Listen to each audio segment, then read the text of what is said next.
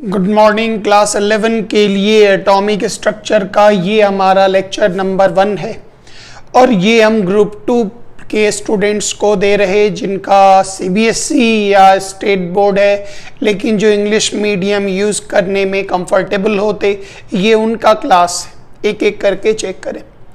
Atomic structure को पूरे 2 हिस्सों में डिवाइड किया गया।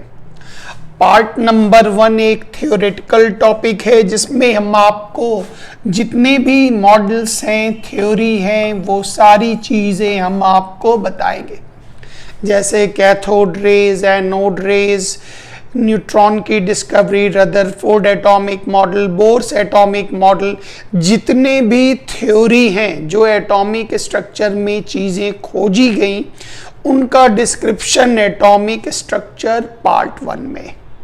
और इनकी उपयोगिता एटॉमिक स्ट्रक्चर के साथ साथ फिजिक्स में भी काफ़ी अधिक आपको मिलेगा।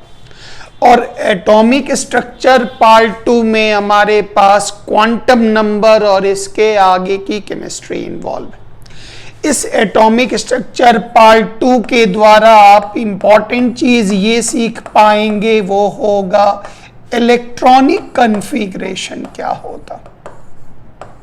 ये बहुत इंपॉर्टेंट पॉइंट है और केमिस्ट्री में इसकी उपयोगिता ज़्यादा है। ये इंटरेस्टिंग है। आफ्टर 3 क्लास ये बहुत मज़ेदार हो जाएगा और बहुत अच्छा लगेगा।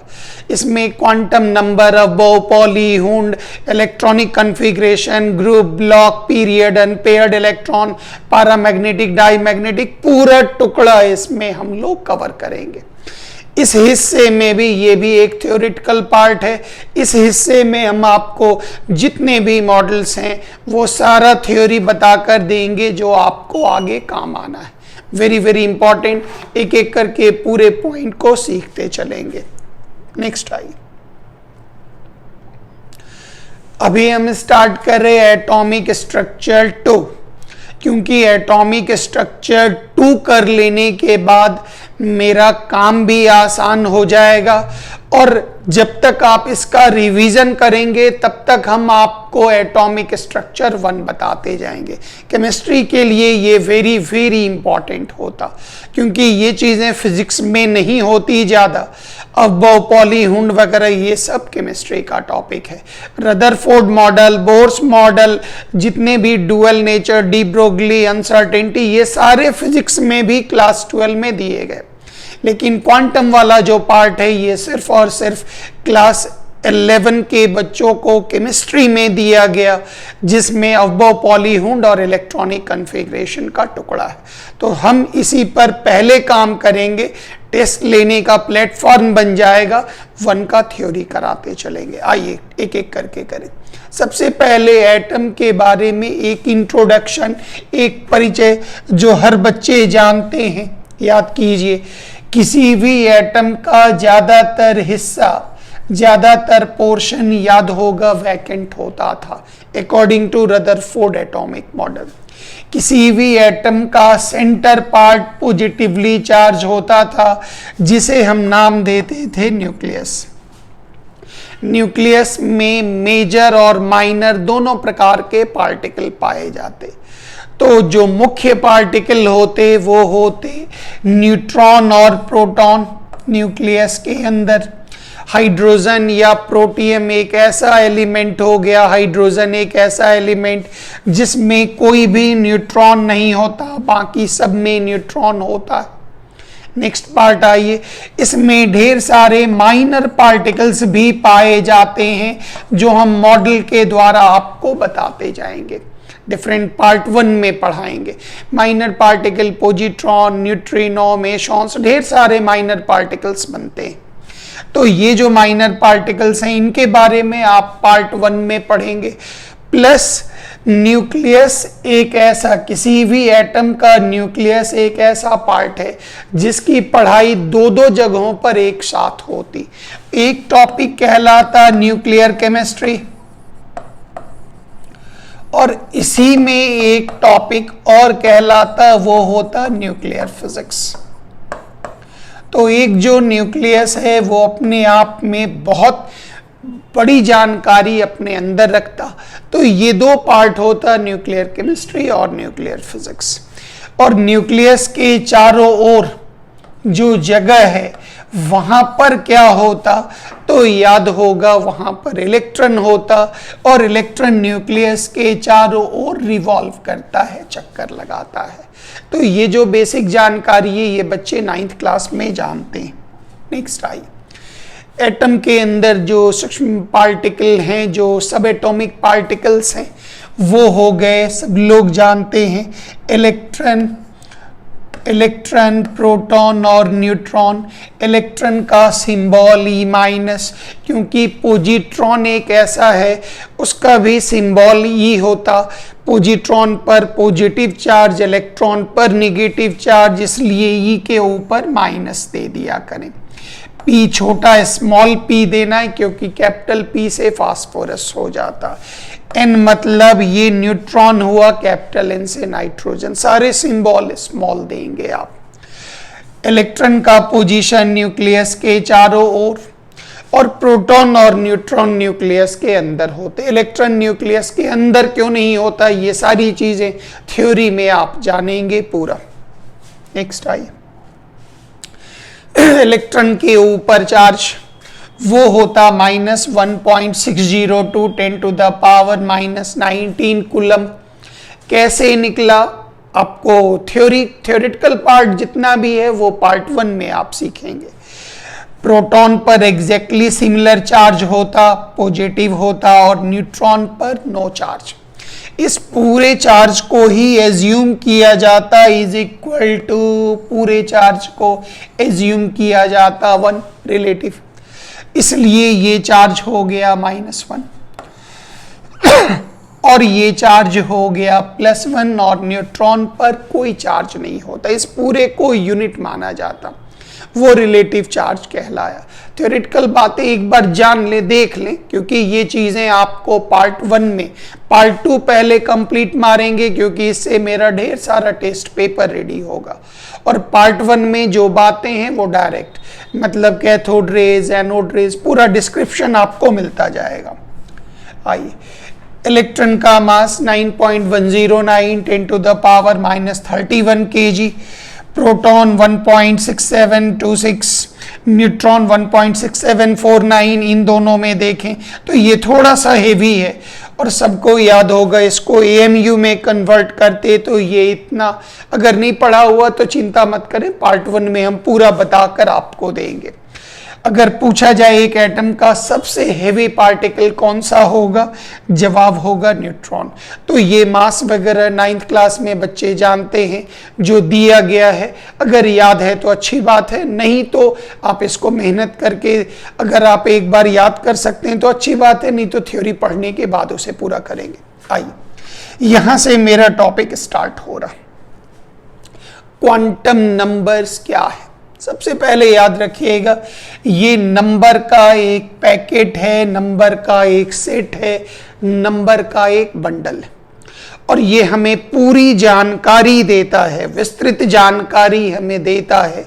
इलेक्ट्रॉन के बारे में हमें डिटेल इंफॉर्मेशन देता है, पूरा विस्तृत जानकारी। मतलब इलेक्ट्रॉन न्यूक्लियस से कितनी दूरी पर है, मतलब उस ऑर्बिट का रेडियस क्या है, किस वेलोसिटी से चक्कर लगा रहा, उसकी एनर्जी कितनी है, जब वो एक ऑर्बिट से दूसरे ऑर्बिट में जंप करता तो कितना एनर्जी चेंज होगा। पूरी जानकारी जिस नंबर के पैकेट से मिलता, उसी नंबर के पैकेट को हम लोग नाम देंगे क्वांटम नंबर्स। कोई भी पूछा what do you mean by quantum number, A set of number which gives detailed description about electron called quantum number. Next I, definition हमने यहां पर डाल दिया, आगे पॉइंट देखिएगा।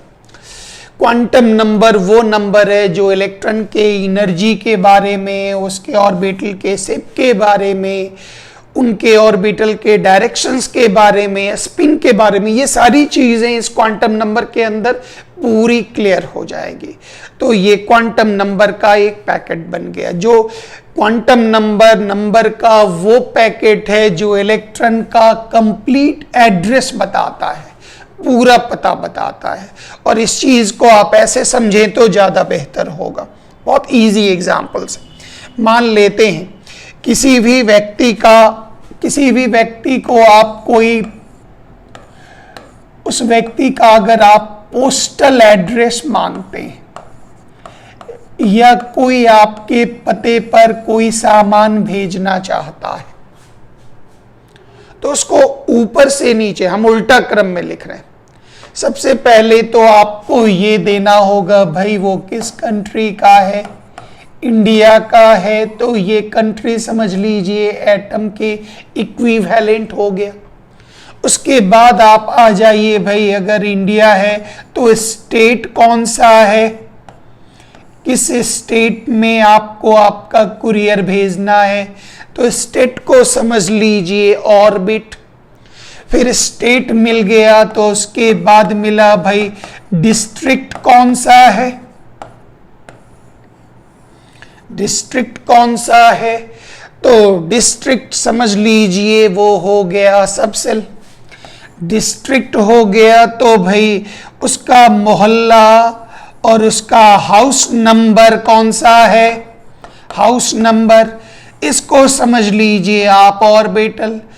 और उस हाउस नंबर का जो नेम हुआ, मतलब उस व्यक्ति का जो नाम हुआ समझ लीजिए वही हो गया इलेक्ट्रॉन। उल्टा कर लेते हैं, व्यक्ति का नाम, किस हाउस नंबर, किस मोहल्ला, किस जिला, किस राज्य, किस कंट्री, ये पूरा क्रम है एक व्यक्ति के पोस्टल एड्रेस को डिफाइन करने के लिए। तो आप यही समझ लीजिए जो इलेक्ट्रॉन जहां कहां मौजूद है, तो जैसे इंसान घर में है तो ये अपने ऑर्बिटल में है। अब ये जो हाउस नंबर है वो एक जिला के अंदर, मोहल्ला जो है वो एक जिला के अंदर है, तो ऑर्बिटल जो होगा वो सबसेल के अंदर ऑर्बिटल होता है। और ये जो सबसेल है ये ऑर्बिट के अंदर होता, और ये जो ऑर्बिट है ये एटम के अंदर होता। पूरा 3 क्लास आप ध्यान से सुने, कुछ डाउट्स भी होगा थोड़ा समझे। 3 क्लास के बाद चीजें आपकी मजेदार बननी शुरू होंगी। नेक्स्ट आइए, पूछा गया क्वांटम नंबर कितने तरह का होता, 4 टाइप्स होता। बिगनिंग में वो 3 टाइप्स का निकला था श्रोडिंजर के वेव इक्वेशन में। बाद में एक 4th क्वांटम नंबर को भी इंट्रोड्यूस किया गया। तो क्वांटम नंबर कितने प्रकार का होता, जवाब देंगे 4 प्रकार का। पर्पस क्या है, उपयोगिता क्या है, it gives complete picture, complete information about electron, electron के बारे में पूरी डिटेल जानकारी देता। कितने कौन कौन से, एक हो गया क्वांटम नंबर n, एक हो गया L, एक हो गया M और एक हो गया MS और S। ये 4 प्रकार हुए। N को नाम देंगे प्रिंसिपल क्वांटम नंबर, वाकई ये प्रिंसिपल है। L is the azimuthal quantum number, पूरा डिस्क्रिप्शन। M हो गया मैग्नेटिक क्वांटम नंबर और MS है, S हो गया स्पिन। तो ये 4 प्रकार के क्वांटम नंबर, चारों का नाम आप याद रखेंगे। Next, principal quantum number is a quantum number which gives information about orbit और सेल और energy level. Principal quantum number आपको ऑर्बिट या सेल या एनर्जी लेवल के बारे में पूरी जानकारी देता है। यहां से स्टार्टिंग हो गया, शुरू हो गया। तुरंत एक सवाल, sir what do you mean by orbit, sir what is orbit और सेल एनर्जी लेवल क्या है। आइए जरा काम करें। What do you mean by orbit और सेल, तो ध्यान दीजिएगा, किसी भी एटम को जब आप कंसीडर करते हैं तो याद होगा उस एटम का सेंटर होता न्यूक्लियस, और इलेक्ट्रॉन न्यूक्लियस के चारों ओर चक्कर लगाता है। इलेक्ट्रॉन रिवॉल्व्स अराउंड न्यूक्लियस, और इस इलेक्ट्रॉन चक्कर लगाने वाले इलेक्ट्रॉन जिस काल्पनिक, जिस इमेजिनरी पाथ पर न्यूक्लियस के चारों ओर चक्कर लगाते हैं, इस पाथ को ही हम लोग नाम देते ऑर्बिट या सन। एनर्जी लेवल नाम इसलिए दिया गया क्योंकि इस चक्कर लगाने वाले इलेक्ट्रॉन की एनर्जी सेम मानी गई, जो एक पर्टिकुलर ऑर्बिट में जितने इलेक्ट्रॉन चक्कर लगाते हैं उसकी एनर्जी सेम होगी। एजीम्यूथल क्वांटम नंबर सिंबल हो गया स्मॉल एल। इससे हमें जानकारी मिलती है सब सेल या सब एनर्जी लेवल के बारे में जानकारी मिलती है। सब सेल क्या हुआ, तो यहां पर एक पॉइंट जरा आप ध्यान से देखेंगे। सब लोग जानते हैं किसी भी एटम में न्यूक्लियस के चारों ओर जो ये सर्कुलर पाथ होता है, इस पाथ को आप क्या नाम देते हैं, ऑर्बिट। और हर बच्चे स्कूल में जानते हैं ऑर्बिट में maximum electrons is equal to 2n²। सारे ऑर्बिट में मैक्सिमम इलेक्ट्रॉन कितने होते, is equal to 2n² electron होते। अब यहां पर थ्योरी ये कहा गया, ये सारी एक्सपेरिमेंटल, यहां की बात समझकर जब पार्ट 1 पढ़ेंगे ना, तो पार्ट 1 के बातों पर आप बहुत गौर से देखेंगे। अच्छा, ये चीज ऐसे निकलकर सामने आया था। तो 2n² हो गए टोटल इलेक्ट्रॉन। जैसे मान लेते आपने फर्स्ट ऑर्बिट लिया तो 2 × 1 का स्क्वायर, सेकेंड ऑर्बिट लिया 2 × 2 का स्क्वायर, ऐसे करके आप निकाल लेते। आगे चल के याद रखिएगा, ये पाया गया जो किसी भी एटम के ऑर्बिट में जो टोटल इलेक्ट्रॉन होते, सारे इलेक्ट्रॉन की एनर्जी इक्वल नहीं होती।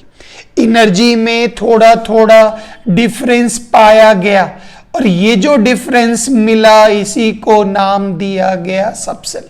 जैसे किसी क्लास में, जैसे 10th क्लास में ही आप अपने बारे में सोच के देखें, जितने भी बच्चे थे क्लास के रूप में अगर हम देखें तो सारे बच्चे बराबर। क्यों? क्योंकि all are class 10th students, सबके एक ही क्लास के बच्चे। क्या सबका डेट ऑफ बर्थ बराबर है? नहीं। क्या सबकी लंबाई बराबर है, हाइट बराबर है? नहीं। क्या सबका वेट बराबर है? नहीं। इसका मतलब अगर हम बर्थडे के आधार पर 12 मंथ्स में डिवाइड करें तो सारे बच्चे अलग अलग ग्रुप में बढ़ जाएंगे। अगर हम हाइट का अलग अलग कैटेगरी बनाकर डिवाइड करें तो अलग अलग कैटेगरी में बच्चे बढ़ जाएंगे। अगर हम क्लास वाइज डिवाइड करें तो सारे बच्चे एक जगह, एक क्लास, एक जैसे होंगे। लेकिन अगर हम उनको 12 मंथ में अगर बर्थडे में बांट दें तो जनवरी वाले एक जगह इकट्ठा हो जाओ, फरवरी वाले एक जगह, मार्च वाले एक जगह, अप्रैल एक, डैश डैश डैश, दिसंबर एक जगह, हर कैटेगरी में बच्चे डिवाइड हो गए।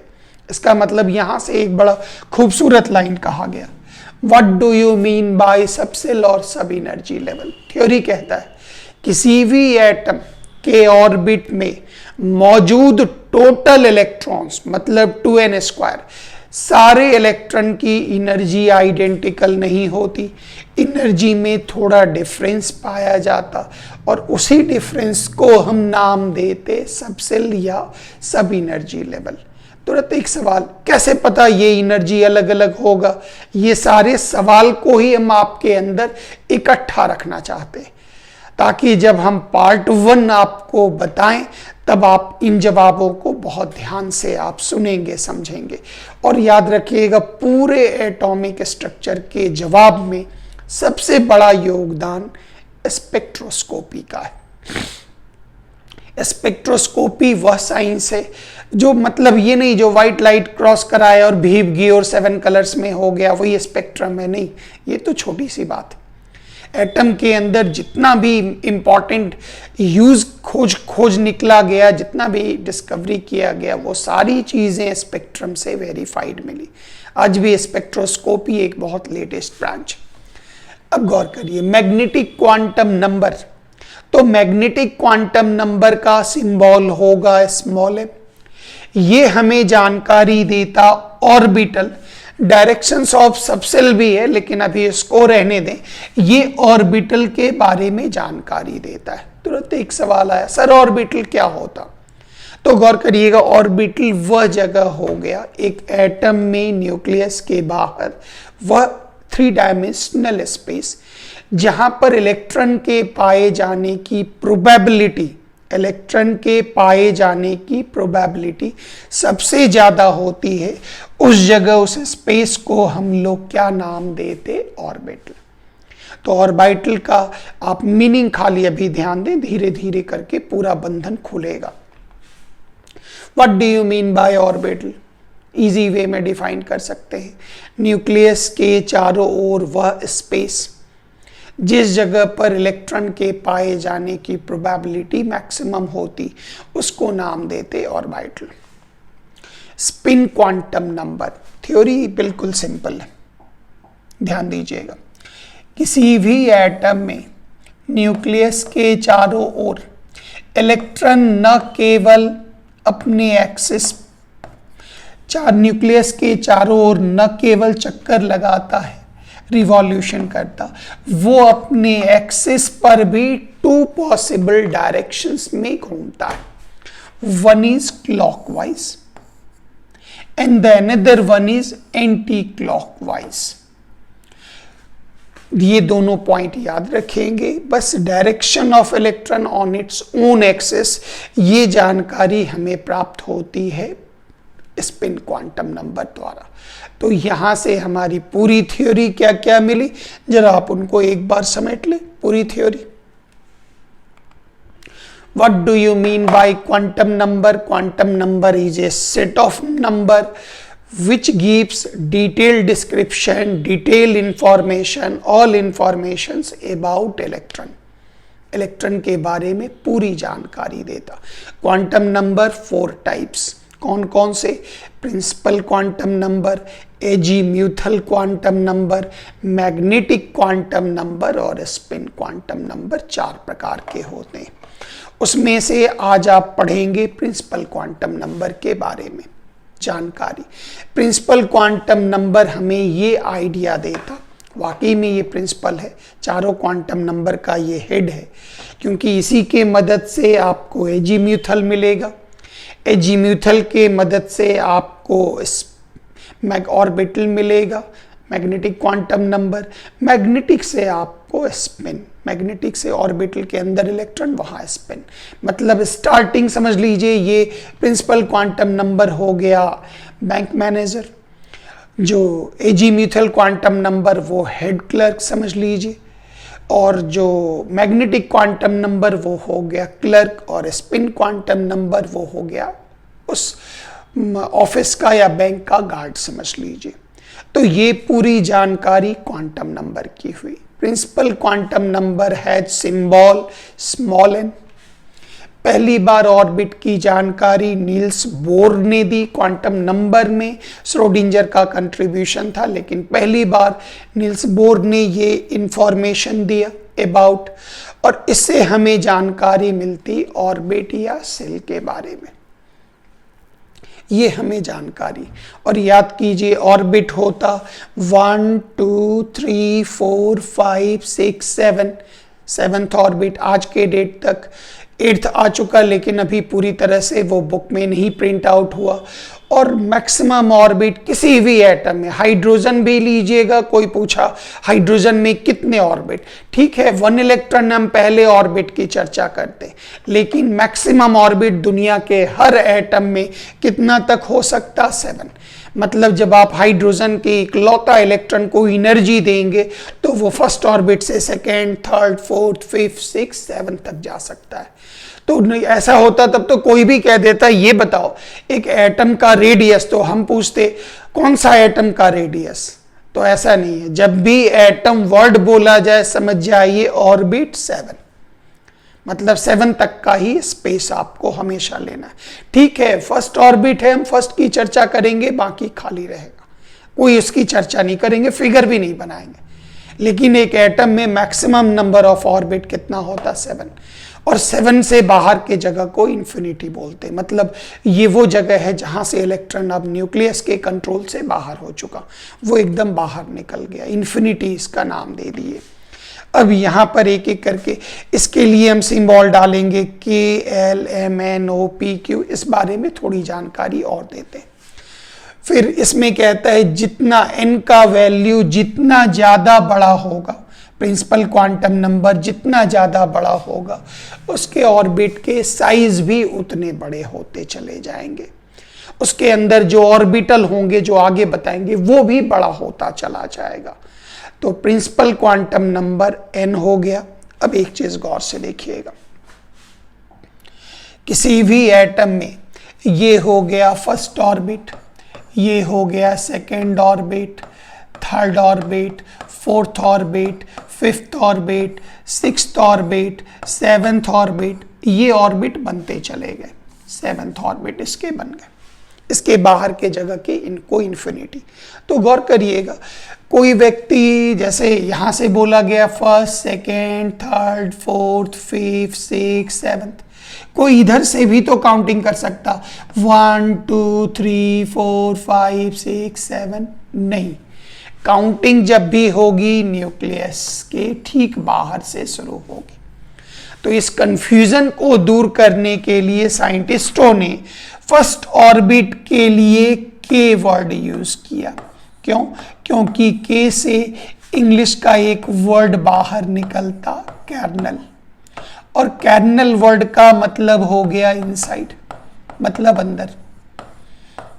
अंदर मतलब ये हो गया जो अंदर वाले ऑर्बिट को, अंदर वाले ऑर्बिट को आप क्या नाम देंगे? के।